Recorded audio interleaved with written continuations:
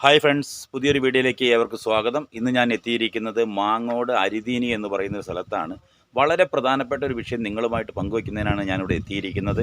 ഇതുവരെ ചെയ്ത വീഡിയോയിൽ നിന്ന് തികച്ചും വ്യത്യസ്തമായൊരു വീഡിയോ ആണ്. അതുകൊണ്ട് തന്നെ ആരും ഈ വീഡിയോ സ്കിപ്പ് ചെയ്യാതെ എല്ലാവരും വീഡിയോ കാണുകയും അതുമാത്രമല്ല നിങ്ങളാൽ കഴിയുന്ന രീതിയിൽ മാക്സിമം ഷെയർ ചെയ്ത് കൂടുതൽ ആളുകളിലേക്ക് എത്തിക്കുകയും ചെയ്യുക. ഞാൻ എന്താണ് വിശേഷങ്ങൾ എന്നുള്ളത് നിങ്ങളുമായിട്ട് ഇപ്പോൾ ഷെയർ ചെയ്യുന്നതായിരിക്കും. മാങ്ങോട് എന്ന് പറയുന്ന കൊച്ചു ഗ്രാമത്തിൽ അരിതീനി എന്ന് പറയുന്ന പ്രദേശത്ത് വളരെ സന്തോഷത്തോടെ കുടുംബത്തോടെ ജീവിച്ചു വന്ന വ്യക്തിയാണ് ശ്രീജിത്ത്. ശ്രീജിത്തിനെ ഇപ്പോൾ ഈ അടുത്ത ദിവസം അദ്ദേഹം ഒന്ന് തലചുറ്റി വീണു. അതിനുശേഷം നമ്മൾ കൊണ്ടുപോയി പരിശോധിച്ചപ്പോൾ 2 കിഡ്നിയും തകരാറിലാണ് എന്നാണ് ഡോക്ടർമാർ സർട്ടിഫൈ ചെയ്തിരിക്കുന്നത്. അപ്പോൾ അതിൻ്റെ അടിസ്ഥാനത്തിൽ ആ പ്രദേശവാസികളായിട്ടുള്ള എല്ലാവരും ഒത്തുകൂടുകയും വാർഡ് മെമ്പറും യൂണിയൻ മെമ്പറും അതുപോലെ MLAയും എല്ലാം ശ്രീജിത്തിനെ വന്ന് കാണുകയും ശ്രീജിത്തിൻ്റെ അവസ്ഥ മനസ്സിലാക്കുകയും ചെയ്തുകൊണ്ട് ഒരു കോമൺ ആയിട്ടുള്ള ഒരു കമ്മിറ്റി രൂപീകരിക്കുകയും ആ കമ്മിറ്റിയുടെ അടിസ്ഥാനത്തിൽ ഒരു അക്കൗണ്ട് ക്രിയേറ്റ് ചെയ്യുകയും ചെയ്തിട്ടുണ്ട്. അതിൻ്റെ ഡീറ്റെയിൽസ് എല്ലാം ഈ വീഡിയോയിൽ ഞാൻ നിങ്ങളുമായിട്ട് ഷെയർ ചെയ്യുന്നുണ്ട്. അപ്പോൾ ആ അക്കൗണ്ട് മുഖേന ശ്രീജിത്തിന് എത്രയും പെട്ടെന്ന് 2 കിഡ്നി ശ്രീജിത്തിൻ്റെ കംപ്ലയിൻ്റ് ആണ്. അപ്പോൾ എത്രയും പെട്ടെന്ന് ട്രാൻസ്പ്ലാന്റ് ചെയ്യേണ്ടതുണ്ട്. ട്രാൻസ്പ്ലാന്റ് ചെയ്യാനായിട്ട് കിഡ്നി കൊടുക്കാൻ ശ്രീജിത്തിൻ്റെ അമ്മ തയ്യാറാണ്. അപ്പോൾ അമ്മയുടെ കിഡ്നി ശ്രീജിത്തിന് ഓക്കെയാണ്. പക്ഷേ 10-16 ലക്ഷം രൂപയോളം നമുക്ക് ചിലവ് വരുന്നുണ്ട്. അപ്പോൾ ആ പണം എന്ന് പറയുന്ന ആ പരിസരവാസികളും ആ കുടുംബവും മാത്രം വിചാരിച്ചാൽ നടക്കാത്തൊരവസ്ഥ ഉള്ളത് കൊണ്ടാണ് ഈ വീഡിയോ നിങ്ങൾക്കായിട്ട് ഞാൻ ചെയ്ത്, അല്ലെങ്കിൽ ആ ഒരു വ്യക്തിയുടെ ആ ഒരു ജീവിതം മുന്നോട്ട് കൊണ്ടുവരുന്നതിന് വേണ്ടിയിട്ട് നമ്മൾ ഈ വീഡിയോ ചെയ്തിരിക്കുന്നത്. അപ്പോൾ അതുകൊണ്ട് തന്നെ ഇതെല്ലാവരും അതിൻ്റേതായ സീരിയസ്ലി ഏറ്റെടുത്തുകൊണ്ട് തന്നെ പ്രവർത്തിക്കണമെന്ന് അഭ്യർത്ഥിക്കുകയാണ്. അത് മാത്രവുമല്ല, ശ്രീജിത്തിൻ്റെ അച്ഛൻ നേരത്തെ മരിച്ചു പോയതാണ്. അമ്മയും ഭാര്യയും 2 വയസ്സുള്ളൊരു കുട്ടിയുമാണ് ഇന്ന് ആ കുടുംബത്തിലുള്ളത്. അപ്പോൾ ആ കുട്ടിയും ഒക്കെ നമുക്ക് ഓർക്കുമ്പോൾ ഞാനവിടെ പോയി കണ്ടപ്പോൾ എനിക്ക് എങ്ങനെയാണ് അത് പ്രസൻറ്റ് ചെയ്യേണ്ടതെന്ന് വരെ അറിയാത്തൊരവസ്ഥയിലാണ് ഞാനുള്ളത്. അപ്പോൾ അതുകൊണ്ട് തന്നെ ഓരോരുത്തരും ഈ വീഡിയോ കാണുന്ന ഓരോരുത്തരും നമ്മളാൽ കഴിയുന്ന ചെറുതും വലുതുമായ സഹായങ്ങൾ ഇന്ന് ഈ കുടുംബത്തിന് വളരെ ആവശ്യമാണ് എന്ന് മനസ്സിലാക്കിക്കൊണ്ട് നിങ്ങൾ ഓരോരുത്തരും നമ്മൾക്ക് എന്ത് ചെയ്യാൻ കഴിയുമോ അത് എൻ്റെ യൂട്യൂബേഴ്സായിട്ടുള്ള സബ്സ്ക്രൈബേഴ്സായിട്ടുള്ള എല്ലാവരോടും ഞാൻ അഭ്യർത്ഥിക്കുകയാണ്. എല്ലാവരും തങ്ങളാൽ കഴിയുന്ന എന്ത് സഹായം നമുക്ക് ചെയ്യാൻ പറ്റുമോ അത് ഇതിൻ്റെ കൂടെ ചേർത്തിരിക്കുന്ന ഈ അക്കൗണ്ട് നമ്പറിലേക്ക് ദയവായിട്ട് ഇട്ടുകൊണ്ട് ആ ഒരു കുടുംബത്തിനെ രക്ഷിച്ചുകൊണ്ട് ആ ഒരു 28 വയസ്സുള്ള ഒരു യുവാവിനെ രക്ഷപ്പെടുത്തിക്കൊണ്ട് ആ ഒരു കുടുംബത്തിൻ്റെ അത്താണിയായി തീരാൻ നമ്മൾ ഓരോരുത്തർക്കും നമുക്ക് സാധിക്കട്ടെ എന്ന് മാത്രം ഞാൻ ഈ അവസരത്തിൽ ഓർമ്മിപ്പിക്കുകയാണ്. ഈ വിഷയവുമായി ബന്ധപ്പെട്ടുകൊണ്ട് MLAയും അതുപോലെ തന്നെ വാർഡ് മെമ്പർ തുടങ്ങിയ ആളുകൾ നിങ്ങളോട് സംസാരിക്കുന്നുണ്ട്. അപ്പോൾ ആ വീഡിയോ ഞാൻ ഇതിൻ്റെ ഇവിടെ ആഡ് ചെയ്തിട്ടുണ്ട്. അപ്പോൾ എല്ലാവരും ഈ കാര്യങ്ങൾ മനസ്സിലാക്കുകയും ബോധ്യപ്പെടുകയും ചെയ്തുകൊണ്ട് തന്നെ നിങ്ങളാൽ കഴിയുന്ന ഒരു സഹായം ചെയ്യണമെന്ന് ഏറെ സ്നേഹത്തോടെ അഭ്യർത്ഥിക്കുകയാണ്. മോന് പെട്ടെന്ന് വയറുവേദനയാണ് ഉണ്ടായത്. പിന്നെ തലകറക്കുണ്ടായി. ഞങ്ങളങ്ങനെ ആശുപത്രിയിൽ കൊണ്ടുപോയി. ബത്തേരി കൊണ്ടുപോയപ്പോഴാണ് ഡോക്ടർ പറഞ്ഞത് രക്തം ടെസ്റ്റ് ചെയ്യണം, സ്കാൻ ചെയ്യണം എന്നൊക്കെ പറഞ്ഞു. അത് പെട്ടെന്ന് ചെയ്ത് കഴിഞ്ഞപ്പോൾ ഡോക്ടർ പറഞ്ഞു നിങ്ങൾ എത്രയും പെട്ടെന്ന് കോഴിക്കോട് കൊണ്ടുപോകണം, ചെറിയൊരു പ്രോബ്ലം ഉണ്ട് കിഡ്നിക്ക് എന്ന് പറഞ്ഞു. ഞങ്ങളങ്ങനെ കോഴിക്കോട് മെഡിക്കൽ കോളേജിൽ കൊണ്ടുപോയി. അവിടെ കൊണ്ടുപോയി ഡോക്ടറെ കാണിച്ചപ്പോൾ ഡോക്ടർ പറഞ്ഞു 2 കിഡ്നിയും പോയി എന്നാണ് പറഞ്ഞത്. അപ്പോൾ കിഡ്നി പോയതിൽ എനിക്ക് വിഷമമില്ല, കിഡ്നി ഞാൻ കൊടുക്കാമെന്ന് ഞാൻ പറഞ്ഞു. പക്ഷേ കിഡ്നി മോന് വെക്കണമെങ്കിൽ ഒരുപാട് ലക്ഷങ്ങൾ വേണമെന്നാണ് പറയണത്. ഞങ്ങൾ കൂലിപ്പണിക്കാരാണ്. ഞങ്ങളെ കൊണ്ട് കൂലിപ്പണി എടുത്തിട്ട് കിഡ്നി വെക്കാനുള്ള സാമ്പത്തിക കഴിവ് ഞങ്ങൾക്കില്ല. പിന്നെ ഇപ്പോൾ ഡയാലിസ് തുടങ്ങിയിട്ടുണ്ട്.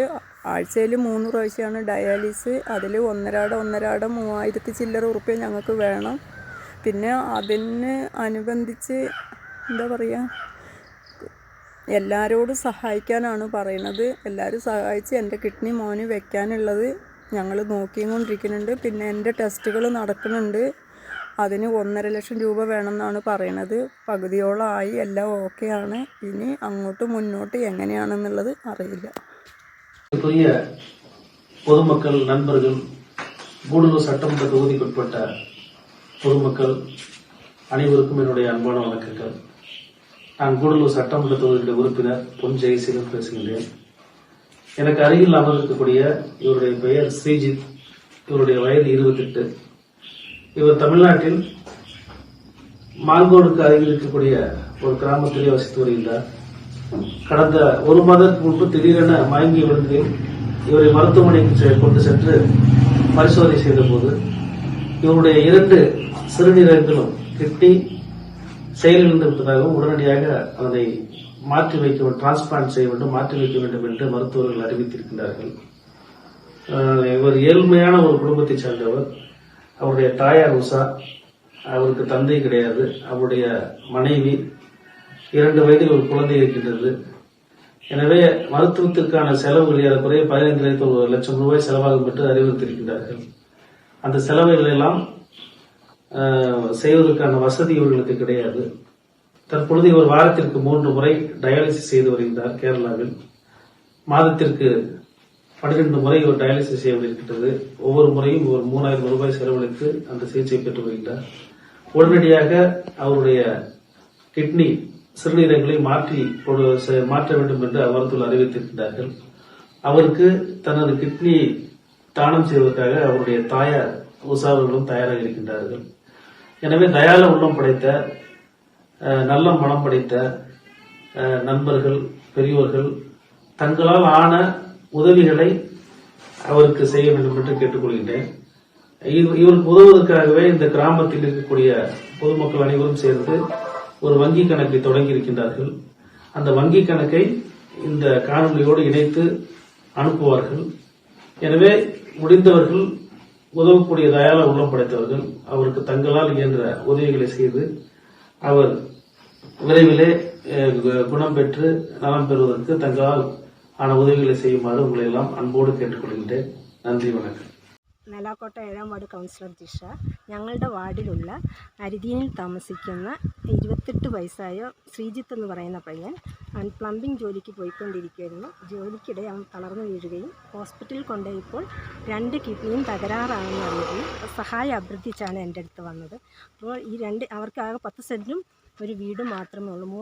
അച്ഛനില്ല, 3 മക്കളാണുള്ളത്. 3 മക്കളും പണിക്ക് പോയി, അമ്മയും പണിക്ക് പോയി ജീവിക്കുന്ന ഒരു സിറ്റുവേഷനാണുള്ളത്. സന്നദ്ധ സംഘടനകളെല്ലാം വിളിച്ച് ജാതിയുടെയോ മതത്തിൻ്റെയോ രാഷ്ട്രീയത്തിൻ്റെയോ പേരിലല്ലാതെ എല്ലാവരും കൂടി ഒന്നിച്ച് വന്ന് ഒരു കമ്മിറ്റി രൂപീകരിക്കുകയുണ്ടായി. ആ കമ്മിറ്റിയുടെ നിർദ്ദേശപ്രകാരം ഞങ്ങളൊരു ജോയിൻ്റ് അക്കൗണ്ട് തുടങ്ങി.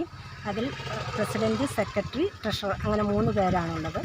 ആ 3 പേരുടെ പേർക്കാണ് ഞങ്ങൾ അക്കൗണ്ട് തുടങ്ങിയിരിക്കുന്നത്. നമ്മളിൽ ഒരാളായിട്ട് ശ്രീജിത്തിനെ കാണുക. നമ്മുടെ അമ്മയോ അച്ഛനോ അല്ലെങ്കിൽ സഹോദരങ്ങളോ മക്കളോ ആയിട്ട് ശ്രീജിത്തിനെ കണ്ട് അവന് നമ്മളൊരു കൈത്താങ്ങ് കൊടുത്ത് അവൻ്റെ ജീവിതത്തിലേക്ക് തിരിച്ചു കൊണ്ടുവരാൻ നമ്മളെല്ലാവരും ശ്രമിക്കണം. അതിന് നിങ്ങളെല്ലാവരുടെയും സഹായം വേണം. സമയമായിട്ടുള്ളത് അറിഞ്ഞിട്ട് അവൻ ശ്രീജിത്ത് പ്ലംബിങ്ങിൻ്റെ പണിക്ക് പോയിക്കൊണ്ടിരുന്നപ്പോൾ പെട്ടെന്ന് തലകറങ്ങി വീഴുകയും ഉടനെ തന്നെ അടുത്തുള്ള ആശുപത്രി കൊണ്ടുപോവുകയും അങ്ങനെ ഉടനെ ഹയർ ഒപ്പീനിയന് വേണ്ടി കോഴിക്കോട് കൊണ്ടുപോയി. അങ്ങനെയാണ് ഈ വിവരം അറിഞ്ഞപ്പോൾ തന്നെ അവർ മെമ്പറോട് സഹായം അഭ്യർത്ഥിക്കുകയും അങ്ങനെ അവിടെ ഈ അടുത്തുള്ള നല്ലവരായ നാട്ടുകാരെല്ലാവരും കൂടി ഒരു കമ്മിറ്റി രൂപീകരിച്ച് കഴിയുന്നത്ര വേണ്ട വിധത്തിൽ സഹായിക്കാമെന്നുള്ളൊരു ധാരണയിലെത്തി ഒരു അക്കൗണ്ട് ഓപ്പൺ ചെയ്ത് അങ്ങനെ മുന്നിട്ടിറങ്ങിയിരിക്കുന്നതാണ്.